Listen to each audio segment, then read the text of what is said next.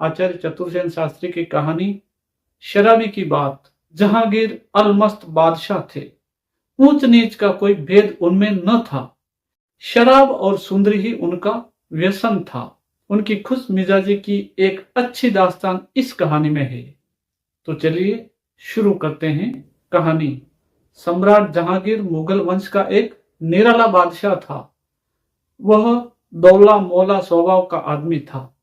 वह शराबी, अफिमची, अय्याश और निष्ठुर था, परंतु हद दर्जे का खुश मिजाज। उसे मजहब से चिढ़ थी। जब वह युवराज था तो अपने पिता सम्राट अकबर की विद्वानों की सोबत और धर्म चर्चा का मजाक उड़ाया करता था। उसे मौलवियों से बड़ी चिढ़ थी। रमजान के दिनों में बादशाह हाथियों पर बैठकर बाजार में निकला करता था। खाना हाथियों पर पकता रहता और बादशाह खाता जाता था। वह मुल्लाओं को तंग करने के लिए उन्हें अपने हाथ से खाना देता था और दरबारी कायदे के अनुसार उन्हें खाना पड़ता था, वरना शेरों से फड़वा डालने का भय था जो पासी दरबार में बंधे रहते थे।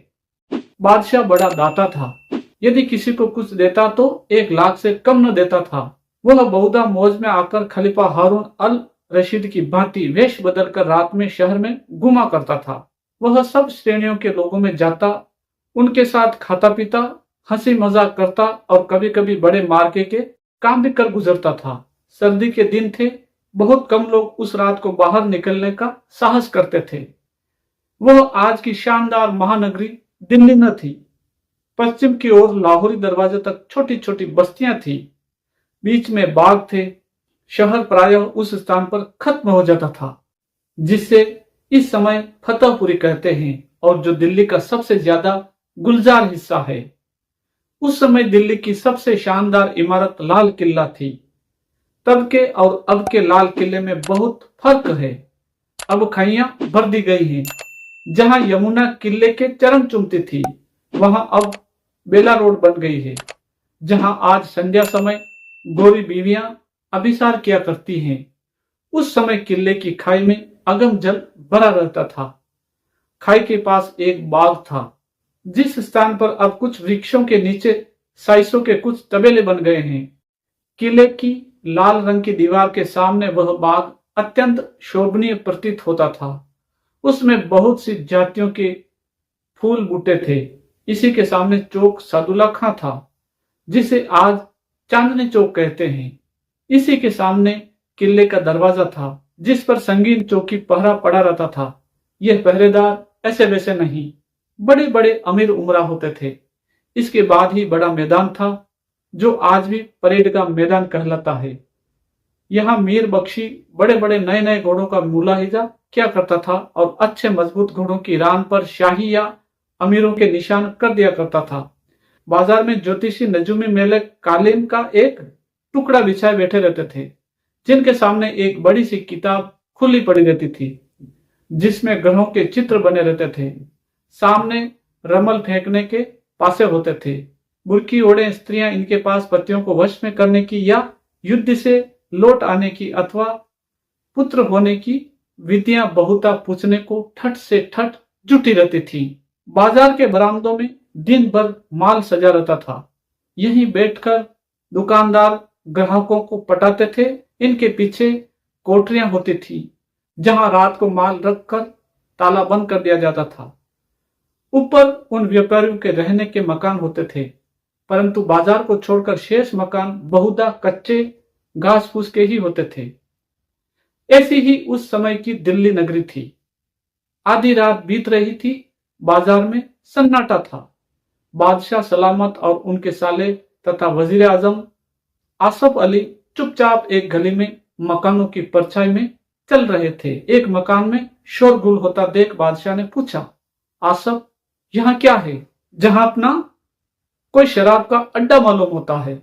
ये बदनसीब इतने रात तक यहाँ बैठे शराब पिया करते हैं और इनके बाल बच्चे जहां अपना वे अपना खून पीते बाट देखते रहते होंगे। भीतर चलो, मैं देखूंगा यहाँ किस किस्म के लोग हैं। आसफ चुपचाप सिर झुकाकर आगे आगे हो लिया। पीछे पीछे बादशाह भी चला। दोनों एक रुई का साधारण लबादा ओढ़े थे। इनकी तरफ किसी ने भी ध्यान न दिया। सब अपने धुन में मस्त थे। दोनों कनखियों से शराबियों को देखते हुए आगे बढ़ रहे थे। इन्हें देखकर कोई हंस देता, कोई रो देता, कोई बोतल और चुक्कड़ सामने करता, कोई मुंह ही बना देता। एक जुलाहा अकेला बैठा ठर्रे के चुक्कड़ पर चुक्कड़ चढ़ा रहा था।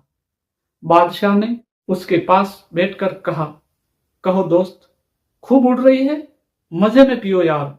आधी आधी बोतल भरी है, जेब में खनाखन है। आज ही एक अद्धी बेची थी, खूब पियो। कहकर उसने खूब खिलखिलाकर हंसने के बाद चुक्कड़ भरकर बादशाह के हाथ में दिया। बादशाह ने चुक्कड़ लेकर कहा, यार बड़े मालदार मालूम पड़ते हो, काम क्या करते हो? जुलाहा, हूं भाई, मालदार वह जो बेगम हो। मनहूस मक्खी चूस कितना ही मालदार हो तो क्या, यहाँ तो यार दिन भर कमाना, रात को उड़ाना। पियो दोस्त, जी चाहे जितने पियो। बादशाह ने चुक्कड़ पीकर कहा, सच कहो दोस्त, घर में बीवी बच्चे भी हैं या फकत दम ही? जुलाहा जोर से हंसा, फिर बोला, बीवी बच्चे तो बाप के भी नहीं थे यार। यहाँ तो जोरू न जाता, अल्लाह मियाँ से नाता। पियो दोस्त, तुम तो तकल्लुफ करते हो। नहीं दोस्त, बादशाह ने कहा, तुम दर हकीकत बड़े जिंदा दिल हो यार। हमारी तुम्हारी दोस्ती पक्की होनी चाहिए। यह नहीं कि यहां से निकले और भूल गए। मंजूर है, तब कल घर आओ तो वह दावत दूंगा जिसका नाम वह खाना खिलाऊं कि तुम्हारे फरिश्तों ने भी न देखा हो। बोलो मंजूर? मंजूर। जुलाहे ने बादशाह के हाथ पर हाथ मारकर कहा, देखना वादा खिलाफी न करना। वाह, यह भी कोई बात है। हाँ दोस्त, तुम्हारा नाम क्या है? सिकंदर जुलाहा, तमाम विलायत में नाम मशहूर है। जरूर आना यार, वह दावत दूंगा और शराब पिलाऊंगा कि खुश हो जाओ। बादशाह हंसकर उठ खड़े हुए। सिकंदर भी उठा, बादशाह के हाथों में हाथ दिए, जूमता जामता शराब खाने से बाहर निकला। चलती बार उसने फिर बादशाह की पीठ पर डोल जमा कर कहा, देखना यार, दगा न करना। बादशाह ने फिर वचन दिया और दोनों दो ओर रवाना हुए। तीसरा पहर था। सिकंदर सिरकी के नीचे ताना बाना बुनने की तैयारी में जमीन में किले गाड़ रहा था कि उस तंग गली में बादशाह की सवारी घुसी। गली भर में दौड़ धूप मच गई। लोग घर से बाहर निकलकर खड़े हो गए। सवार, प्यादे, हाथी और बरकंदाजों से गली भर गई। नकीब जोर से आवाजें लगाने लगे। आशा बरदार चिल्लाकर रास्ता साफ करने लगे। बादशाह हाथी पर था। सेवक गण दाएं बाएं थे। गुलाम लोग सिकंदर जुलाहे का घर पूछते हुए सवारी के आगे आगे चल रहे थे। सिकंदर कोलाहल सुनकर द्वार में आ खड़ा हुआ। उसकी कमर में तहमद बंधा था। बदन पर एक रुई की मिर्जे थी। हाथ में हथौड़ी थी। ख्वाजा ने पूछा, सिकंदर जुलाहे का कौन सा घर है? यही है, सिकंदर ने अचक चाकर कहा। और सिकंदर कहाँ है? मैं ही सिकंदर हूं। तब होश करो मियां, बादशाह सलामत तुम्हारे घर दावत खाने आ रहे हैं। सिकंदर की आंखें फटी की फटी रह गईं। कुछ देर उसके मुंह से आवाज नहीं निकली। वह चुपचाप घर के भीतर चला गया। दरवाजे पर बादशाह का हाथी बैठाया गया। बादशाह अपने अनुचरों के साथ उसे छोटे से छप्पर के घर में घुस गया। सिकंदर ने आंख उठाकर भी बादशाह को न देखा।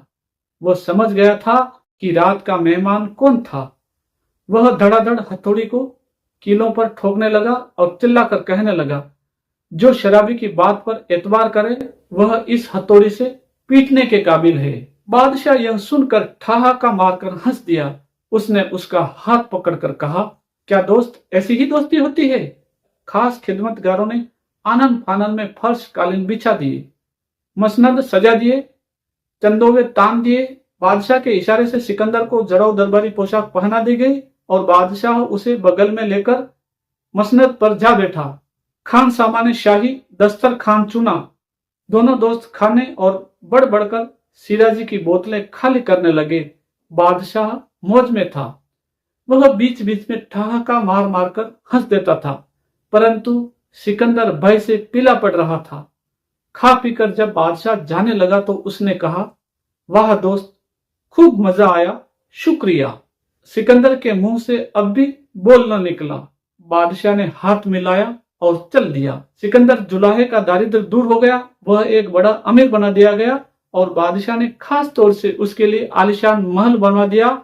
और जब सिकंदर ने एक अमीर की खूबसूरत लड़की से शादी की तो बादशाह ने एक बार फिर उसके घर आकर उसकी दावत मंजूर की, उसके साथ खाना खाया और शराब पी।